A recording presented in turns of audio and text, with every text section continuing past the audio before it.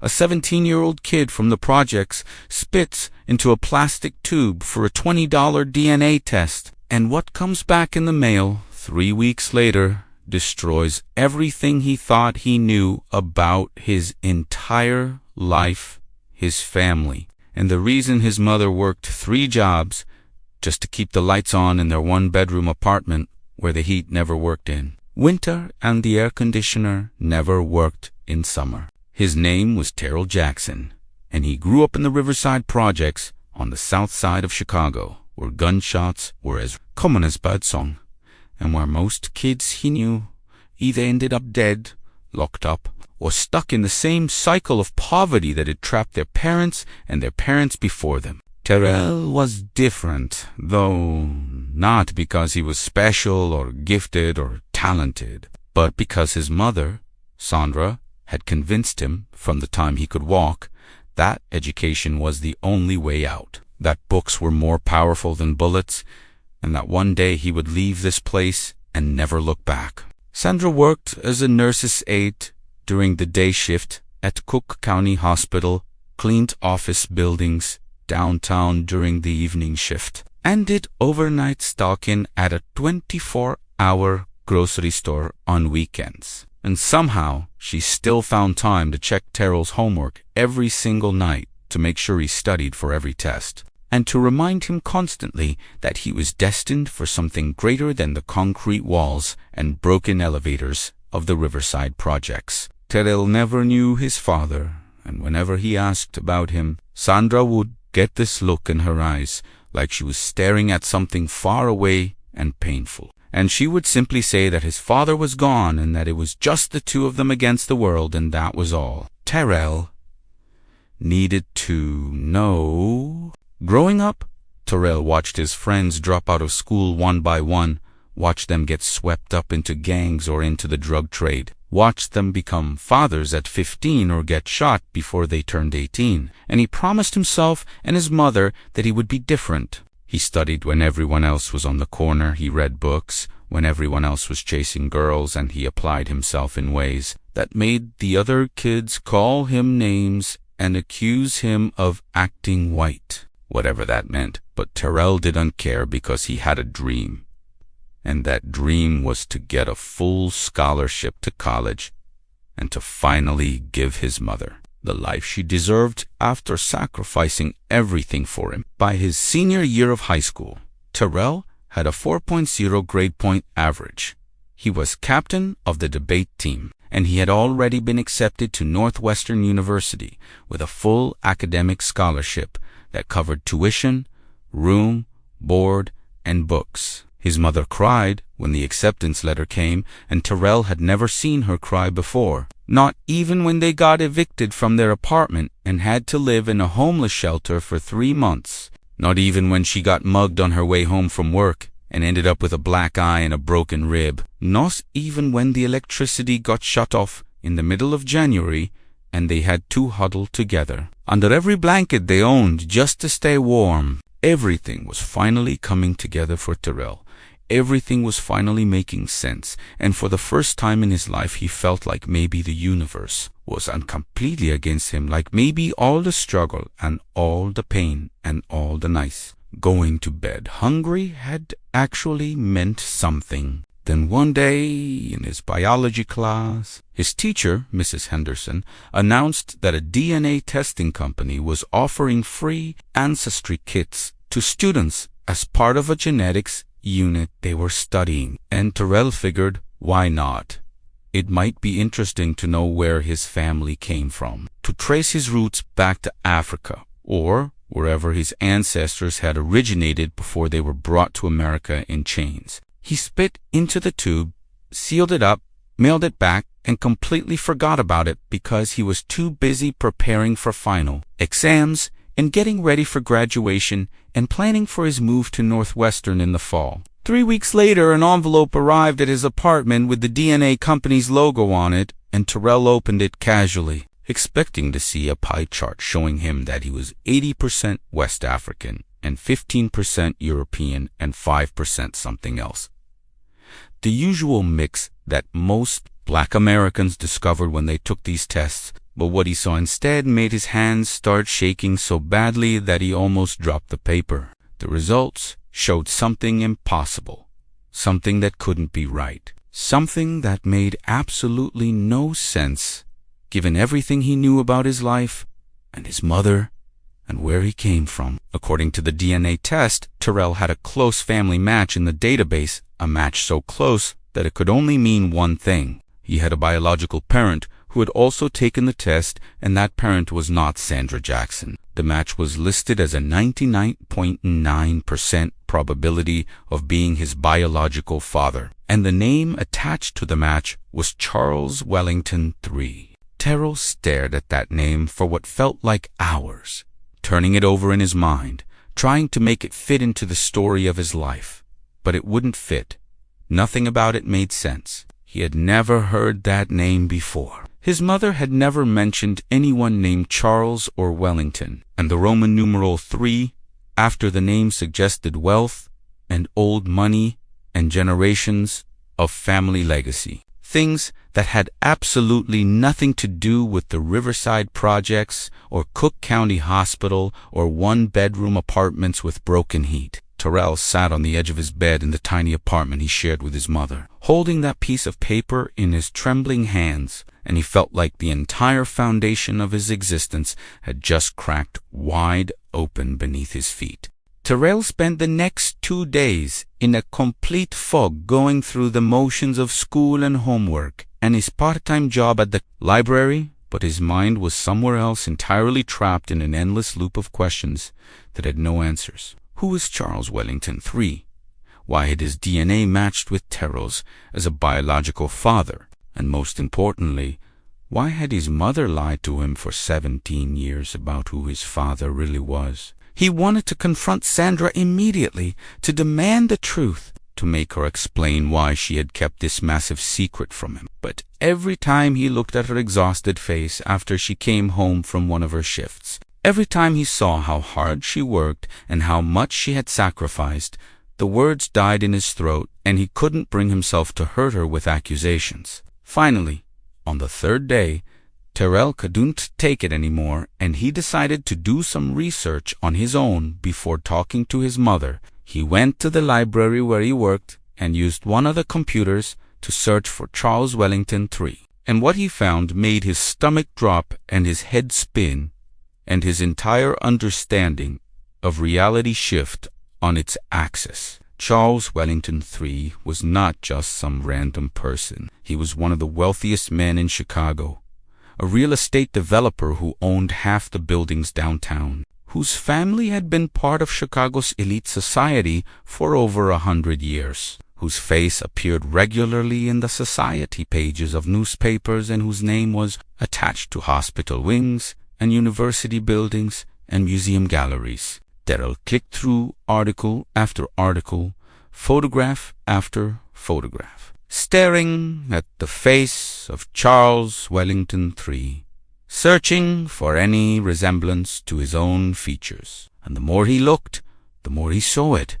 The same deep-set eyes, the same strong jawline, the same slightly crooked smile that Terrell saw every time he looked in the mirror. This man, this impossibly wealthy and powerful man who lived in a world so far removed from the Riverside projects that they might as well be on different planets. This man was his biological father, and somehow his mother had kept this secret locked away for Terrell's entire life. That night, after Sandra came home from her evening shift and kicked off her shoes and collapsed onto their worn-out couch with a heavy sigh, Terrell sat down next to her and pulled out the DNA test results and placed them in her lap without saying a word. He watched as her eyes scanned the paper, watched as all the color drained from her face, watched as her hands began to shake, just like his head when he first saw those results.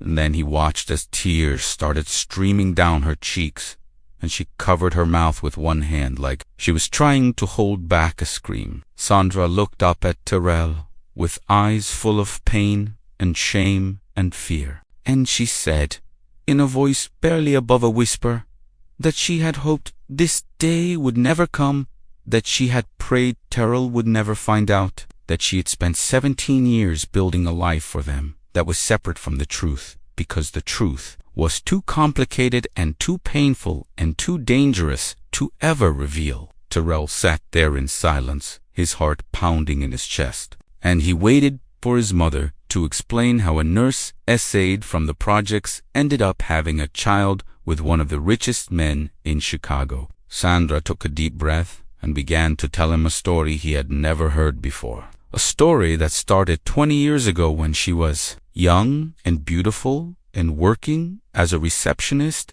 at a high-end hotel downtown. A story about a man who came to that hotel regularly for business meetings and who always stopped to chat with Sandra at the front desk, who made her laugh and made her feel seen in a way that no one else ever had. Charles Wellington III was married, Sandra told Terrell, married to a woman from another wealthy family, but the marriage was cold and loveless and existed only for appearances and social standing. Andoverchime, what started as innocent conversations between Charles and Sandra became something more, became stolen moments and secret meetings, and eventually a passionate affair that both of them knew could never lead anywhere real. When Sandra discovered she was pregnant with Terrell, she told Charles immediately, and his reaction was not what she had hoped for or expected. Charles panicked. He told Sandra that his family would never accept a black child, that his wife would divorce him and take everything, that the scandal would destroy his reputation and his business empire. And he offered Sandra money, a lot of money, enough to disappear and raise the child on her own and never contact him again. Sandra refused the money. At first she wanted Charles to be a father to their child, to acknowledge Terrell's existence, to be part of his life, even if it had to be kept secret. But Charles made it clear that was never going to happen, that he could not and would not risk everything he had built for a child born from an affair. So Sandra took the money, enough for a small down payment on an apartment and enough to live on for a few months, and she walked away from Charles Wellington III and never spoke to him again. But the money didn't last long, and Sandra found herself struggling to make ends meet, taking multiple jobs, moving from apartment to apartment as rent kept going up, and her savings kept going down, until eventually they ended up in the Riverside projects, where she had been fighting every single day to give Terrell a better life than the one she had accidentally dropped them in. She told Terrell that she never wanted him to know about Charles because she didn't want him to grow up feeling rejected or abandoned or less than she wanted him to. Believe he was loved and wanted, and that he came from strength, not from shame and secrets and money exchanged in hotel rooms. Terrell sat there listening to his mother's confession, feeling like he was hearing about someone else's life, someone else's mother, someone else's origin story. Terrell didn't sleep that night. He just lay in his bed, staring at the ceiling, trying to process everything his mother had told him, trying to figure out who he really was now that he knew the truth. Part of him was angry at Sandra for lying to him all these years, for keeping him away from a father who could have given them a completely different life. But another part of him understood why she did it, understood that she was trying to protect him from rejection, trying to shield him from the pain of knowing that his biological father had chosen money and reputation over his own son. The next morning, Terrell made a decision that would change everything. He looked up the address of Wellington Development Corporation, put on his best clothes, took 3 buses to get downtown, and walked into the gleaming glass tower that housed his biological father's offices on the 42nd floor. His heart was racing and his palms were sweating as he rode the elevator up, as he walked past the receptionist and asked to see Charles Wellington III. As he was told he needed an appointment and he didn't have one, and as he stood there in that pristine lobby with its marble floors and its modern art and its floor-to windows overlooking the city, he felt more out of place than he had ever felt in his entire life. Terrell refused to leave. He stood there calmly but firmly, and told the receptionist that Charles Wellington III would definitely want to see him, and that all she had to do was tell Mr. Wellington that his son Terrell was here to meet him. The receptionist's expression changed from annoyed to confused to shocked, and she picked up her phone and made a hushed call. And 5 minutes later, a private security guard escorted Terrell into a massive corner office where a man in an expensive suit sat behind a desk the size of Terrell's entire bedroom back in the projects. Charles Wellington III looked older than he did in his photographs.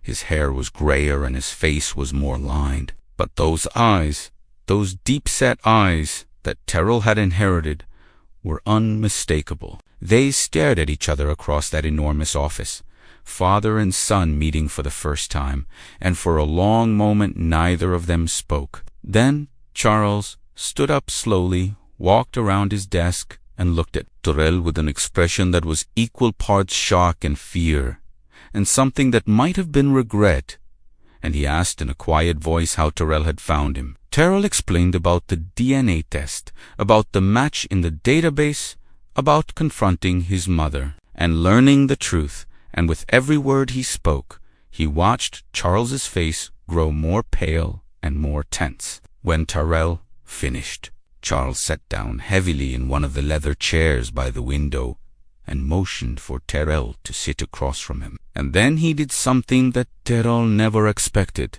He started to cry. Not loud sobs, but quiet tears that rolled down his cheeks as he told Terrell that not a day had gone by in the past 17 years that he had young thoughts about the son he had abandoned, that he hadn't wondered what kind of person that son had become, and that his greatest shame and his deepest regret was walking away from Sandra and their child all those years ago. Charles told Terrell that he had been young and selfish and terrified of losing everything he had, that he had convinced himself that paying Sandra off was the right thing to do, that she and the baby would be better off without him dragging them into his complicated world of family expectations and social obligations. But as the years passed, Charles said, he realized what a coward he had been, how he had prioritized money and status over his own flesh and blood,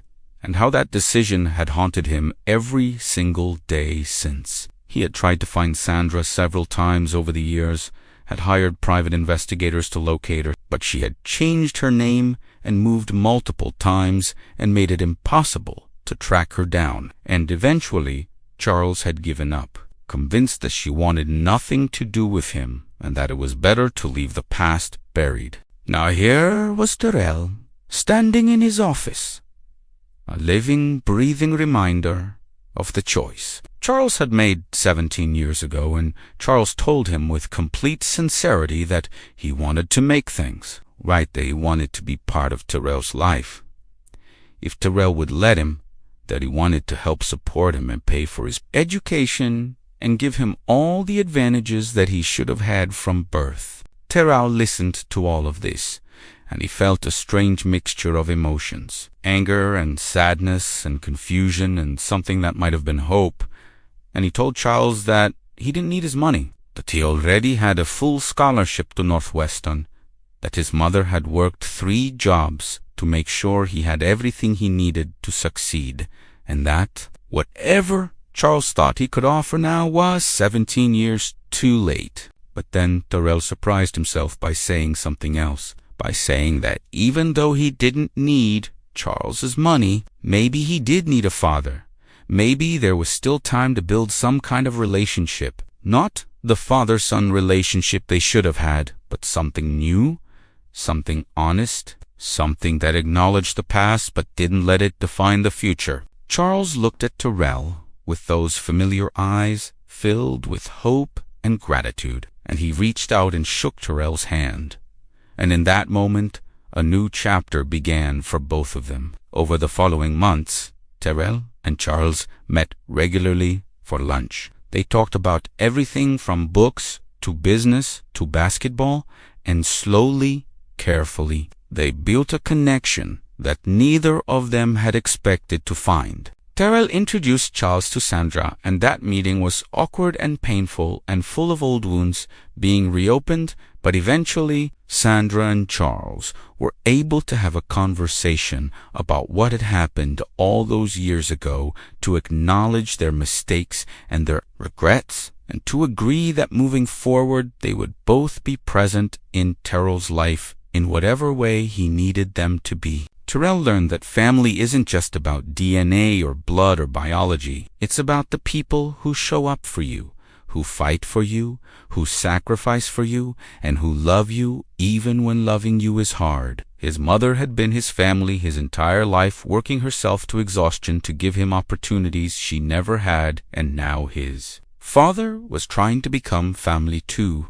trying to make up for lost time, trying to prove that people can change and that it is never too late to do the right thing. Terrell went to Northwestern that fall, and both Sandra and Charles were there on move-in day, helping him carry boxes up to his dorm room. And when Terrell looked at the two of them standing side by side, he realized that his story, his crazy, impossible story that started with a $20 DNA test, had taught him the most important lesson of all: that your past doesn't not have to define your future, that forgiveness is more powerful than anger, and that sometimes the truth, no matter how painful or complicated, is exactly what you need to finally become who you were always meant to be.